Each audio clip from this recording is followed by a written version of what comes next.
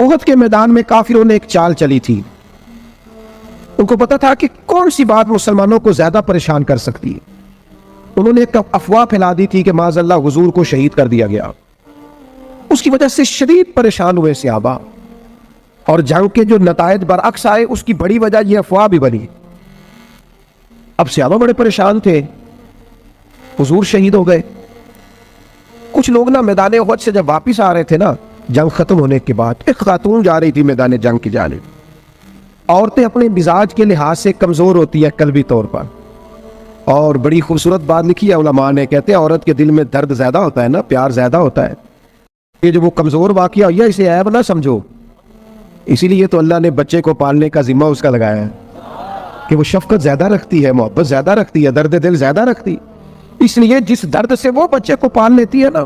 میرا بیٹا ایک دن گھر میں کچھ پکا ہوا تھا, اس کی اماں کہنے لگی کھانا کھاؤ, کہتا ہے میں نہیں کھانا. وہ اماں کہتی میں بڑا زور لایا, بڑی محنت کی تھی, بڑی گرمی چ پکایا, آج تو یہی کھانا پڑا ہے.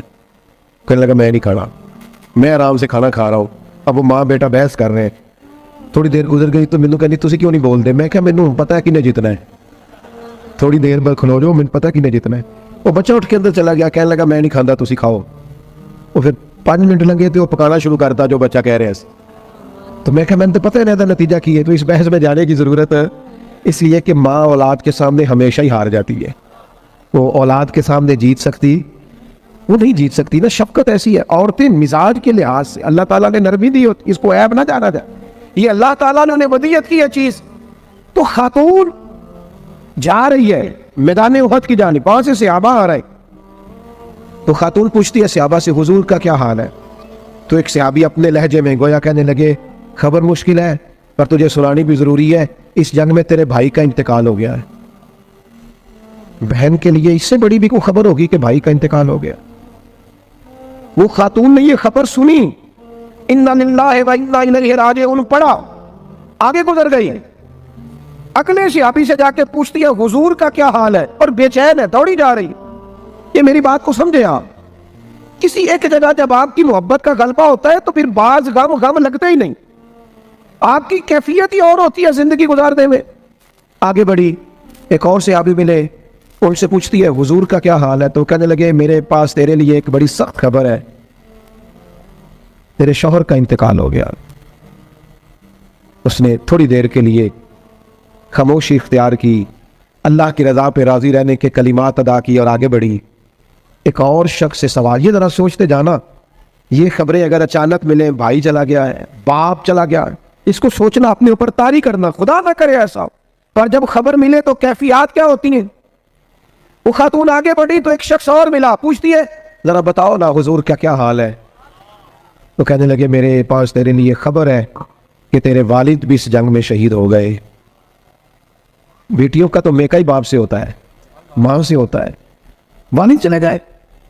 تھوڑی دیر کے لیے گردن جھکی, کلمات ادا کی, اور پھر پوچھتی ہے صحابی سے والد چلے گئے, بھائی چلے گئے, شوہر چلے گئے, مجھے بتاؤ کہ میرے نبی پاک کا کیا حال ہے. تو صحابی کہنے لگے الحمدللہ میں زیارت کر کے آیا ہوں, رسول پاک بالکل ٹھیک ہے.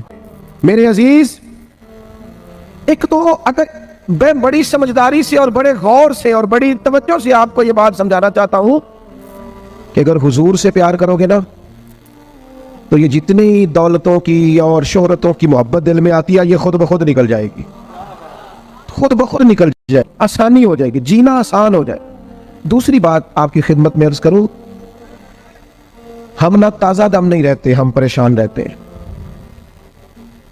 ہم بور ہوتے ہیں, ہماری طبیعتیں بعض اوقات جلد بازی کرتی ہیں, ہم بعض اوقات الجھ جاتے ہیں, قرار تلاش کرتے ہیں.